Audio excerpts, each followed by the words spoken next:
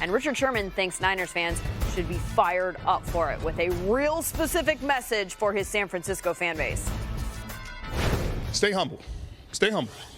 Even when we go do what we know we're going to do, stay humble. Don't rub it in people's faces. Just stay humble. We're gonna take this journey. It's going to be a beautiful journey. But we're going to slap people on the butt, and we're going to stay humble. We're going to get these dubs. We're going to get these dubs. But everybody stay humble, because this is going to be a great ride, and we're going to make it smooth.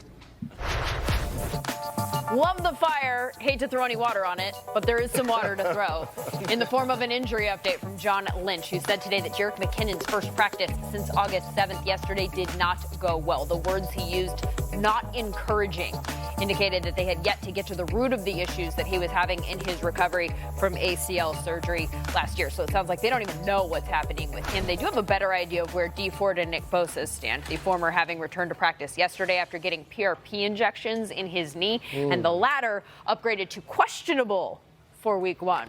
Sherman thinks it's going to be fine. Is he right?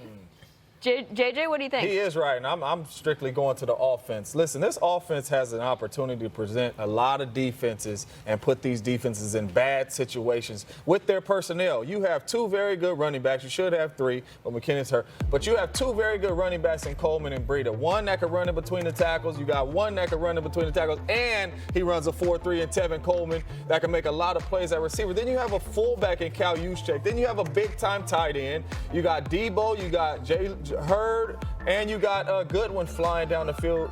Listen, they can put deep.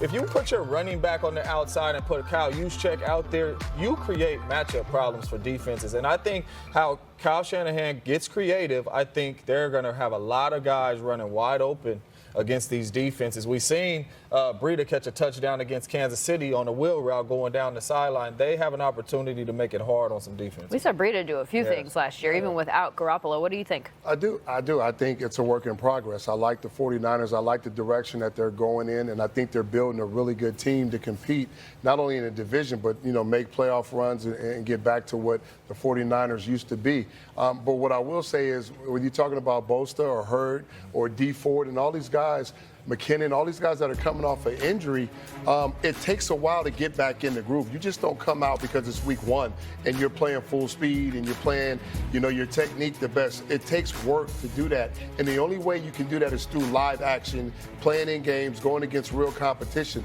Practice, you don't get the full competition. You're not going full speed. So I will say they'll probably get off to a slower start than we expected, regardless of what Sherman says. And I know he's optimistic, and he's going to be that guy to get everybody ready and pumped up. But I just think naturally coming off those injuries, when you have important pieces to your team coming, it's going to take a while to get back to game shape. Well, we won't see most of the players mentioned here, if any, tomorrow, but we will get a chance to check out their depth and also